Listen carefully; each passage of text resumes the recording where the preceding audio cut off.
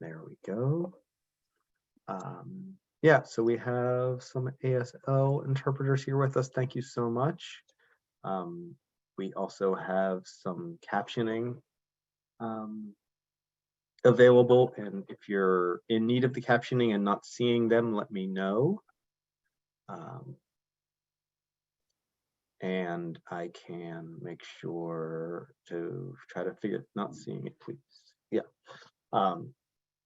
Yeah, if you're having any problems with that, let me know. Otherwise, I think I'm just gonna go ahead and start sharing screen, and we'll do some introductions to others in the room. No, got the right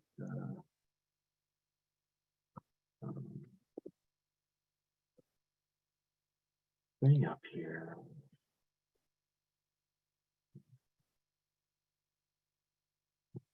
Part of the conundrum.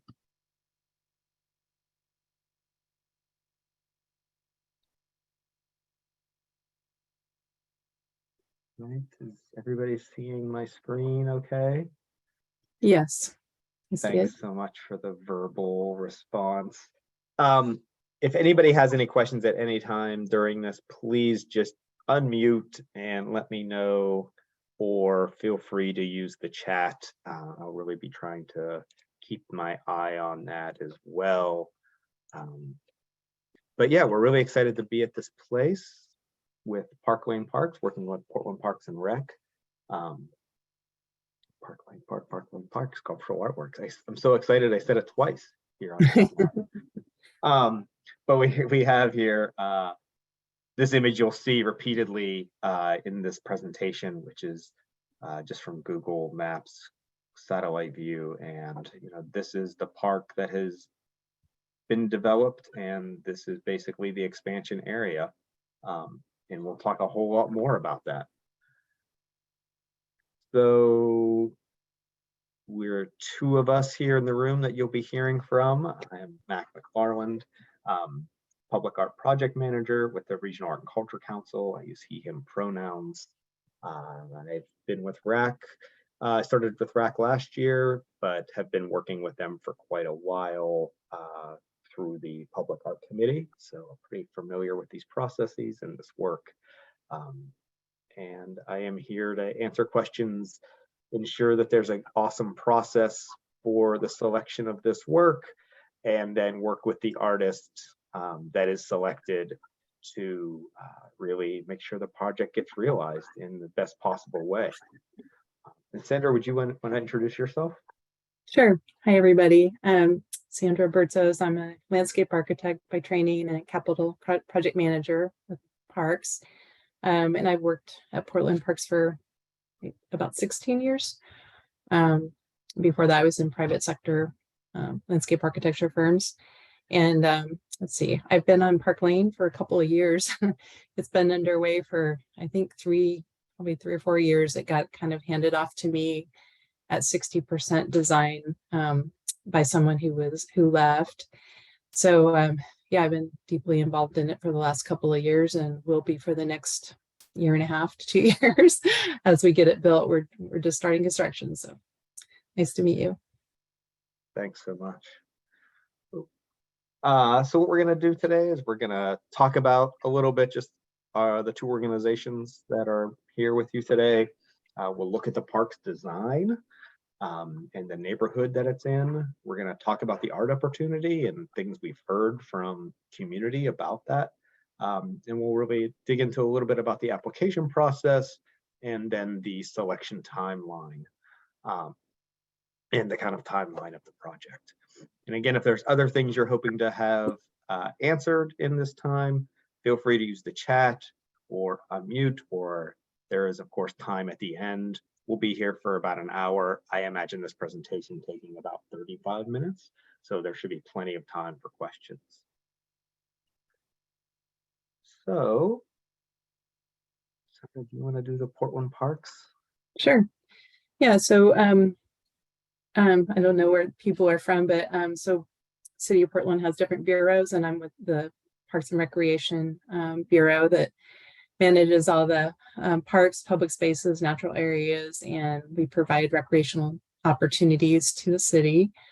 We have essential assets that connect people to the place and their self and others. And our residents treasure and care for this legacy, building on the past to provide for the future generations to come. You can see on the left, there's a number of kind of statistics on, we have 154 developed parks. We have a lot of acreage of natural areas as well. We have a very successful community garden program with 59 different sites, and that comes out to 2,593 plots, different individual plots for gardeners, and some of which are at Parklane Park, and we're going to be adding a whole lot more, which everyone's pretty excited about. Yeah, and just our mission is, providing safe places, facilities, and programs to promote physical, mental, social activity. And we try to get people, kids outside, especially seniors. We have programs for sort of everybody in many different interests, the best we can address them, and just try to get them outside and keep them active and help with the goal of increasing wellness of our residents and the livability of the city through our green spaces. So we establish, safeguard, restore parks, natural areas, public places in the urban forests of the city, ensuring that these are accessible to everyone. We develop and maintain excellent facilities and places for public recreation and community building to happen. We provide a lot of recreation programs, like I mentioned, and services that promote the health and well-being. And we do a lot of partnering with the community we serve. Yeah. Thank you so much. And then the Regional Art and Culture Council's mission is to enrich communities through arts and culture, which I kind of love the simplicity of that. So we're a private nonprofit, and we partner with the city of Portland, Multnomah County, really the Tri-County areas, as well as other partners to do public artworks. We also, so that's sort of my area within RAC. But RAC also works within advocacy and grants and education and other types of resources for artists. There's a web page with a list of resources, as well as kind of other opportunities, calls for artists, jobs, that type of thing. Yeah, and then this is a piece that's not too far from Parklane Park, recent mural from 2020, a collaborative project that is on Southeast 122nd Avenue, on the Department of Community Justice building. So just wanted to kind of share that. It's hard to see the scale a little bit in here. I maybe should have added it, but you can see these plants here, which are not huge plants, so it's a pretty large outdoor piece. So, as I said, Parklane is in the Centennial neighborhood, which here we're actually just seeing a sliver of. Centennial's a very large neighborhood, actually, as you can see from this outline, this dotted line. It's really, in East Portland, bordering the Powell Butte Nature Park to the south and Gresham to the east. And the Office of Community and Civic Life describe it as a very diverse population. There are several languages spoken in the neighborhood, including Spanish, Chinese, Cantonese, and Mandarin, Vietnamese, Russian, Ukrainian, and other Slavic languages spoken, and several other types of languages that are probably less well known and less documented.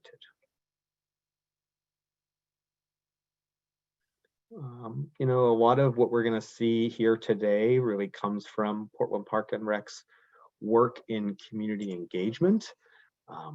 They really started this process specifically back in October 2019, so into before times, and really have continued it through and are actually still updating their website. There's a link to that in the RFQ for the Parklane website. That you can see things and really keep up to date, so the community really can be in the know on what's happening up there. And this work really was built on the 2009 master plan, which also engaged communities in a lot of different events and meetings to kind of garner the ideas that have transferred into the park.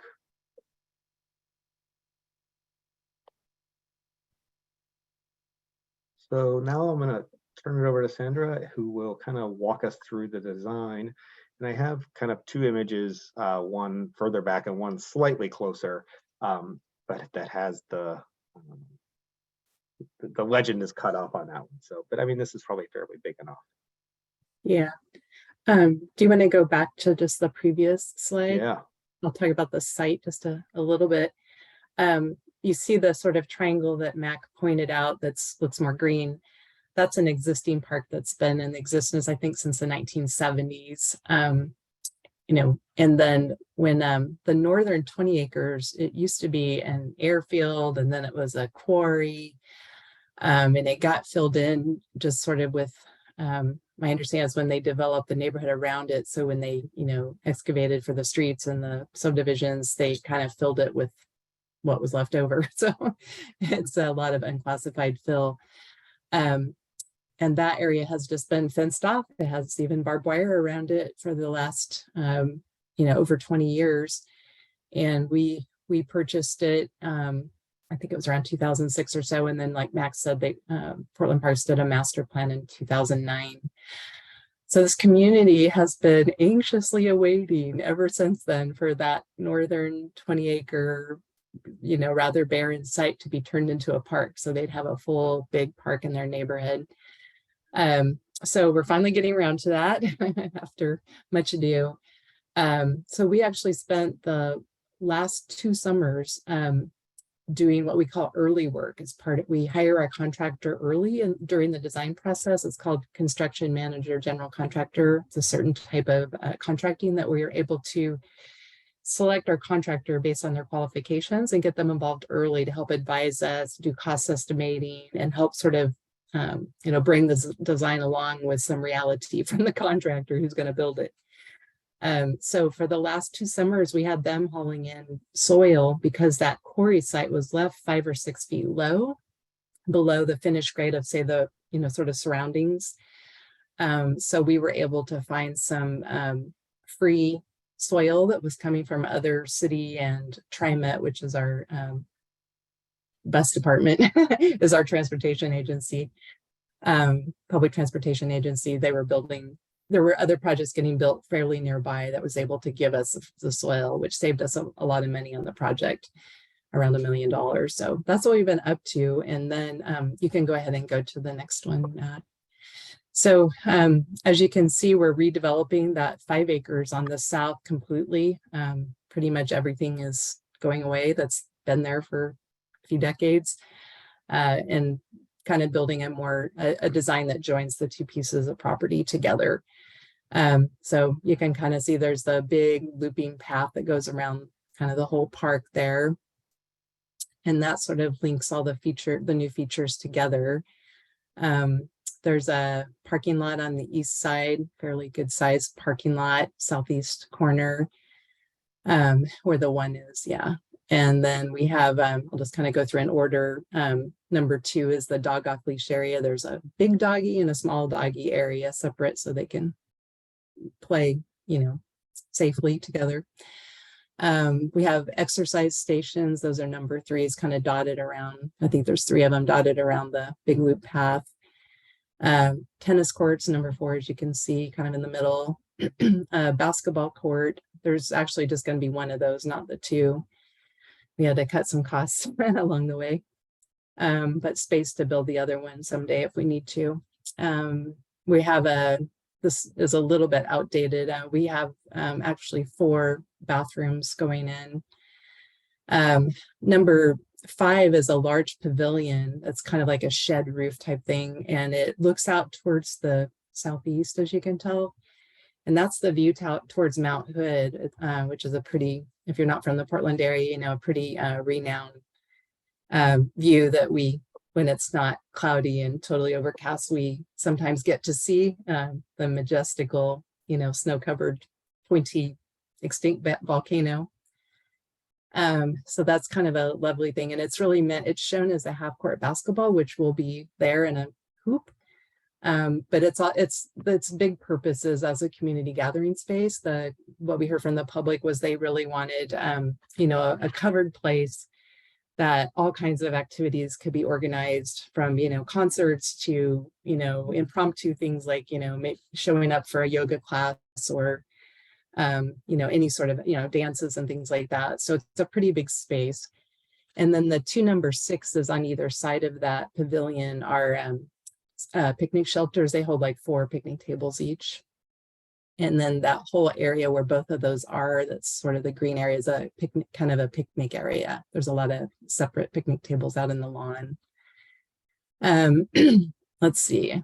The playground areas on the southwest, kind of where it says 9 and 10, the shape of those is a little different. We have kind of like 3 different nodes of play areas, and they focused on a theme of the quarry, kind of the idea of rocks. There's a lot of boulders. We have a lot of boulders that came out of regrading the site. So we're going to be using those throughout the landscape design. So they kind of took off on this theme of quarry and geologic, formations, those sort of things. And then like kind of where that number 10 is, there's a splash pad. So the type of water play feature that you can push the button and the water comes on and play in that. Let's see, a couple of soccer fields there in the middle. Number 11, they're natural grass. On the right, where number 12 is, there's the community garden that we talked about. And just to the east of that, kind of northeast of that, there's the existing community garden that's over on a school property, but Portland Parks manages it. So there's existing gardeners already that utilize this site. And then we're going to be adding a lot more. And they really, there's a strong gardening community. It's a high number of immigrants, recent immigrants, with many different languages spoken. So our staff needs to communicate in many different languages, and a lot of them, rely on their gardens for their food. I mean, they actually, that's how they make ends meet, and is by growing their own food. So we expect to add a lot more of those folks, accommodate a lot more of them in the new gardens. Let's see what else. Oh, there's a skate park, number 13. We're having a skate park, and that's kind of the main feature. So the darker green area is irrigated lawn, and the kind of lighter green area on the outskirts on the west, north, and south, kind of more olivey color, is sort of like non-irrigated, more like meadow type plantings. There's a few shrub areas kind of at entries. They're very limited because of maintenance reasons. But there's a lot of trees. I think we're adding, it might be 300 something new trees. So that whole northern, the existing park had a number of trees, but that northern 20 acres was pretty void of very many trees. So it's going to have a lot more trees, and eventually will be a lot more shade, but it's pretty barren out there now. Right. Anybody have questions about that, or just speak up if you do? Yeah, I think you can go ahead and show the shelter there. Yeah, that's the rendering of the big pavilion there that I mentioned, that has the half-court basketball on the pavement, but it's meant for all kinds of community gatherings. Going to be doing a separate kind of art project on these columns too later on, as we sort out this, or we'll be actually launching that sooner rather than later, to come. If there aren't any more questions, I'll go ahead and start talking a little bit about the art opportunity a bit more. And of course, if you do have questions, just feel free to unmute and chime in or put it in the chat.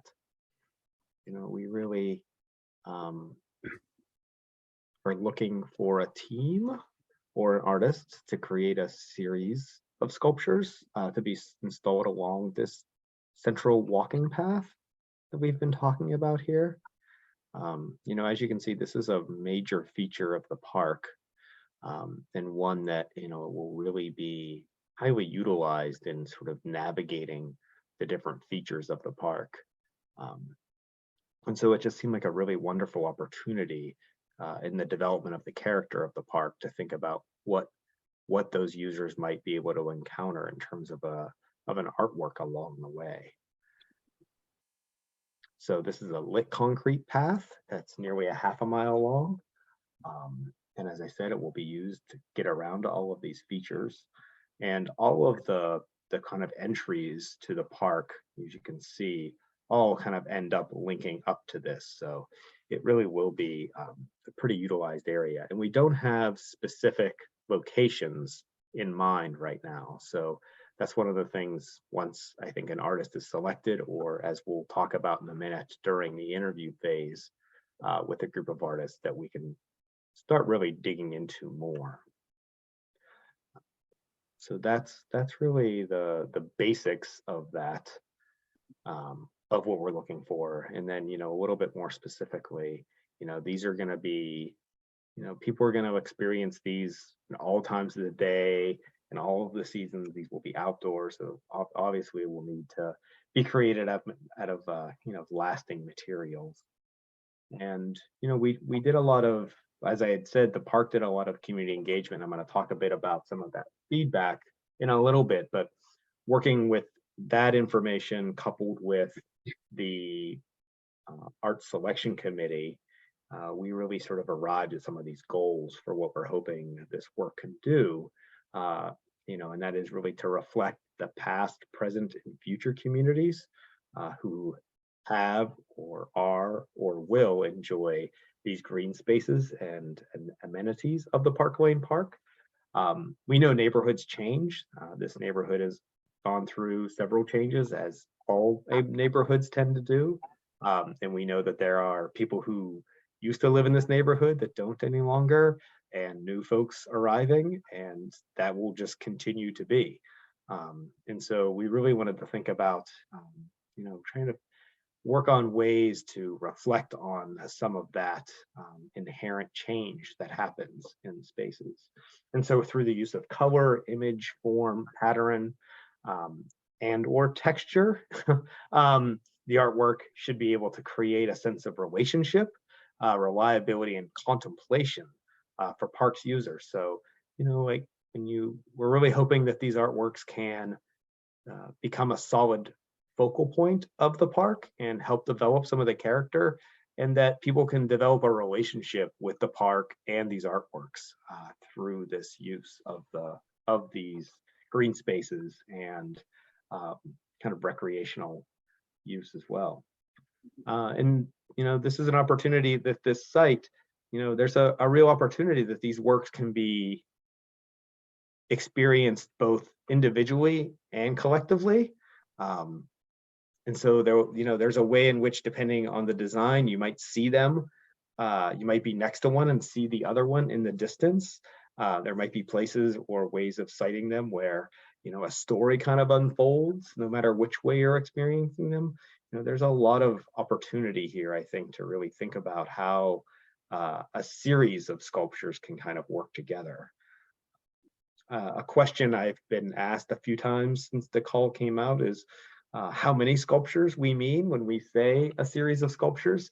And I think that's open to interpretation. Of course, there is a budget limit, right, as well. And then, but otherwise, I mean, I would think anywhere between 2 and 10 would be something to think about. 10 might be pushing it, but it really depends on the kind of project it is. You know, 10 might be the right number for, depending on what those artists are thinking.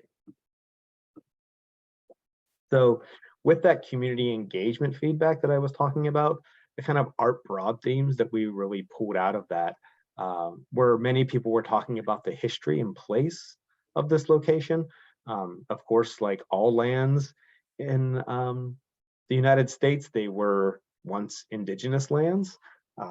And so like that is definitely a clear history that plays out in this location. And as Sandra mentioned earlier, this used to be an airfield and a rock quarry. And so there's also this sort of geological interest as well from some of the community. Some community members talked about how they would like the work to be socially relevant. And also, I also just want to frame out, like, these artworks for this doesn't have to fulfill all of these points. We do have other artworks we're going to be working on in this park too. So don't think like you have to try to make your work fulfill all of these things. These were just the big broad strokes. immigrant community and representation, stories, traditions, and aesthetics. This, as we've said a few times, this is park that will be used by multilingual communities. So that's something to really consider. The nature and natural areas, this is going to be a huge shift, plus this beautiful view of Mount Hood will be present there. There's several, new playgrounds in this park, and so I think there's going to be a lot of children using this. There's 2 elementary schools that sit right next to the park. And then just the idea of community unity and solidarity. And I think that goes back again to this idea of who's using it now, who's using it yesterday, and who's using it tomorrow. So as I said, there of course is a budget for this, and so that budget is $140,000, and that is pretty all-inclusive of fees and design developments, permitting and engineering requirements, and any kind of third-party contractors you might need to hire to work on fabrication and/or install. And then we would work with the artists and parks, to sort of dovetail in with community engagement department, the project design team, the construction team, as well as communications. So a little bit about the application process. And again, all of this is in the RFQ, and I'm just sort of here to kind of tease it out in a way of hoping. Are the construction dollars available for sculptural footing? No, so the footings would come out of that 140.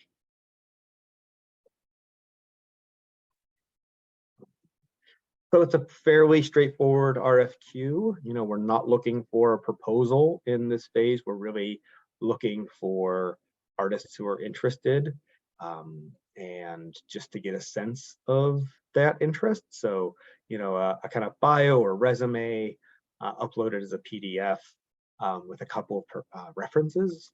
And then, the statement of interest in 3,000 characters, and this really just provides us a sense of your interest in the project. Like, why is this project, either its focus, its location, or the goals of interest to you.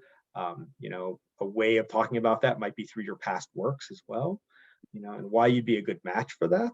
And again, like your past works and, which doesn't have to be like large public art projects, can be other kinds of projects you've worked on and how that dovetails. And then your capacity to create these types of work, because these are very specific outdoor sculptures. So, we will be looking for people who have some experience creating that type of work. And then if you're applying together as a team, just take a minute to really talk about the different roles that you each have in the team and how you might work together, especially if you're not, I feel like if you have a kind of firm or you're a longtime collaborators, that's usually easier to tell. But sometimes we get applications from folks who are relatively new working together, and it's very clear that it's like very different works. And so it's nice to have a sense of what that is. And then past work samples, so 8 work samples, that really shows, and really kind of links up to the statement of interest, I think, right? Like the past work that, if you might be referencing something in your statement of interest, it'd be really great to, of course, then see that artwork. And I will also say that there is when you're uploading your work samples, there's space in there for conceptual information on the work sample. And that's like another great way of highlighting something specifically within that work sample that might relate back to your statement of interest or your interest in this project. So I wouldn't be afraid to use that conceptual information section, but also, realize that if you put paragraphs and paragraphs in there, then that might be a bit much. You're going to upload all of this material to the RAC Opportunity Portal, which is at this URL, and of course linked in the RFQ. If you haven't used this system before, I wouldn't. It's a very user-friendly system, but of course it is, if you haven't used it, it's still going to be a new system. And so I would log in early, get yourself going with the registration, just so you're not kind of doing that at the last minute while you're also trying to get all the materials in. We're all time optimists in the creative fields, and I think it's always good to do a little bit of that pre-work, especially when it comes to any kind of software. And then in terms of the selection process, like I said, we have an art selection panel composed of local artists, community members within that neighborhood, and some of the Parklane design team. We'll all review the materials from this sort of RFQ process. Those will be scored in the system, and then we'll get together and talk about those highest scoring RFQs. And then what we'll do is we will select 3 finalists to move on to the interview stage. And I'll talk about that in a minute. So the criteria for selecting that interview stage, we'll be looking at the artistic vibrancy of the work, past work submitted, the potential for the artists to meet the general goals as we talked about earlier. This idea of reflecting past, present, and future communities. And like creating an artwork that provides a sense of relationship, reliability, and contemplation for park users, as well as then looking at the artist's interest in the project, in the goals, and the way past projects may dovetail with that, and the potential to work successfully with the design and construction team. Like, we do know that, especially with citing these works, there will be some collaboration at hand for that. And to just sort of really detail out what we mean by artistic vibrancy, we're always sort of striving for ways to help guide panels to think about artworks and how we're scoring them and judging them. Art isn't something, I taught art for many years, and grading was always a challenge. And it's always a way of trying to detail out the sort of immaterial ways that art impacts us, and to try to put that to language, right? These are always the challenging things. Art is its own language in many ways, but we of course need to discuss it through this language that we share with each other. And so we really think about trying to frame that out as this idea of artistic vibrancy.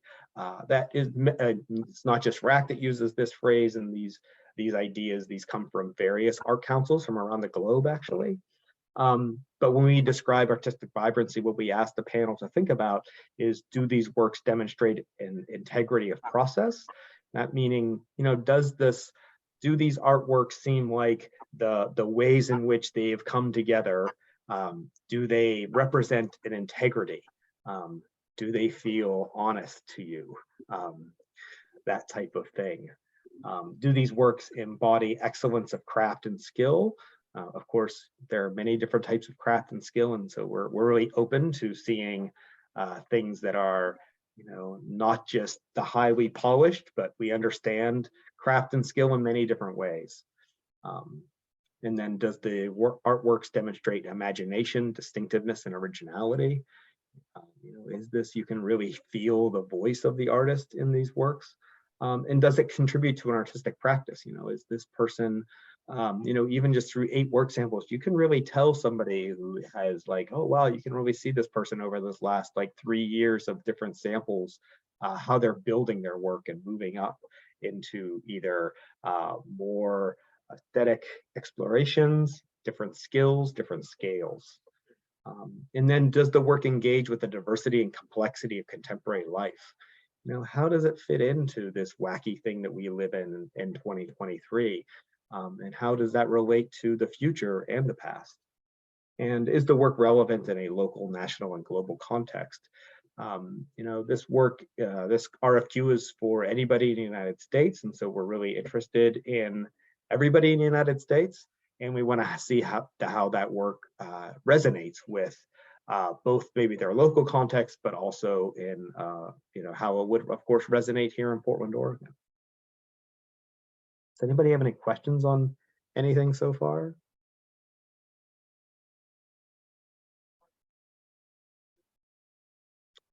So with that, then I'll keep going.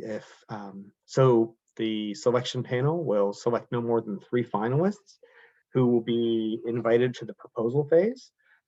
These individuals will be paid $4,000 to develop a proposal, which will be reimbursed for travel expenses. We'd like to bring everybody out to an in-person interview.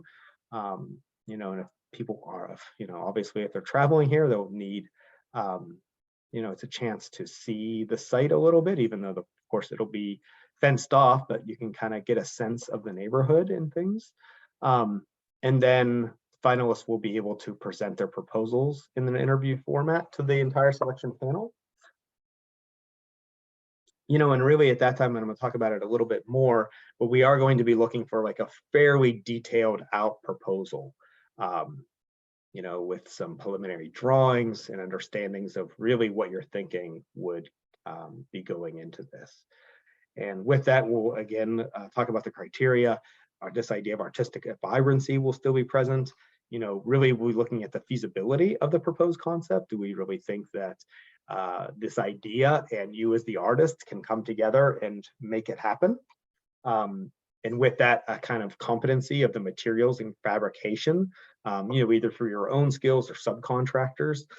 So really those kind of like dovetailing together, the feasibility of the proposed concept and your competency to pull it off. And then the potential again to work with the project design team.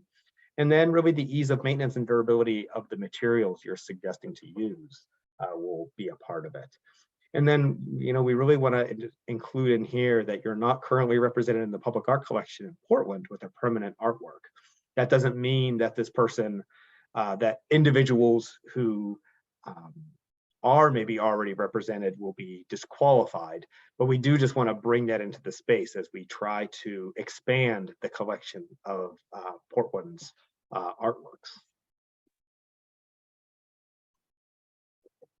And then going to go over the kind of timeline. So RFQs are due April 20th at 11:59 p.m. There will be a little wiggle room in there after that time, but not much. I wouldn't delay. And then we will give the committee a fair amount of time, about a month, to review, and then we'll get together to pick the artists for the finalists, and we'll let them know by May 17th. And then with those 3 artists or artist teams, we'll start setting up interview times that would work hopefully for all 3 at the same time, so we could do it at one meeting hopefully. But those would all probably take place sometime in mid to late June. And then when this is preliminary drawings July 1, you'll probably, like, the selected artist will ask to maybe refine the preliminary drawings more, but it would be a great idea to basically bring preliminary drawings for that interview. I mean, we're going to really want to see a pretty full proposal at that time.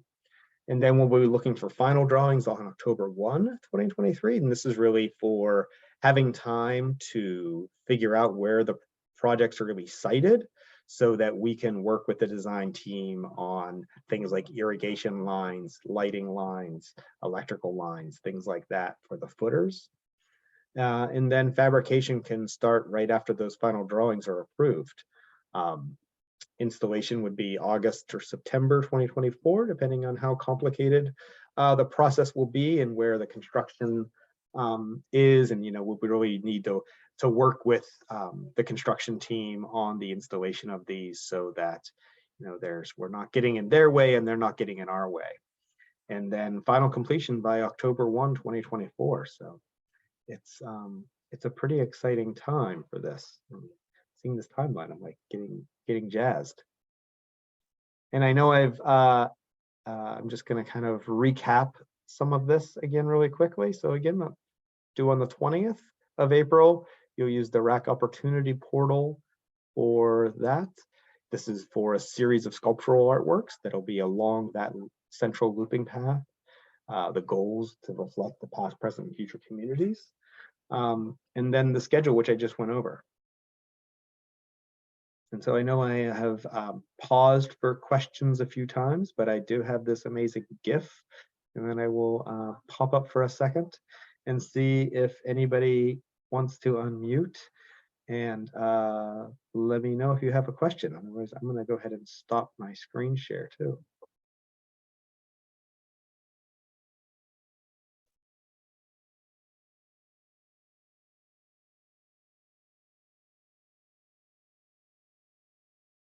Well, if there are no questions, then I will go ahead and close out our session a little early.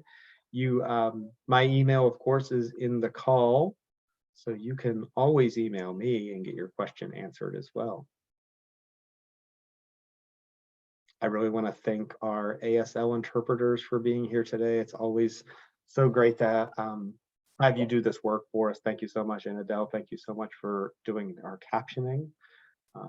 It's good that we can provide those types of services. Oh, I should also mention, if you or anybody else needs any other types of services for filling out the RFQ, do let us know. We offer translation and other types of services for really making sure people can get out there. But otherwise, Sandra, thanks so much. Thanks for being a part of this with me. And if you're here in Portland, I think the sun is out. It's out in North Portland anyway. Maybe you can get out there and enjoy a bit of it. So. Great. Thank you, everybody. Thanks, Sandra. Thanks. Thank you.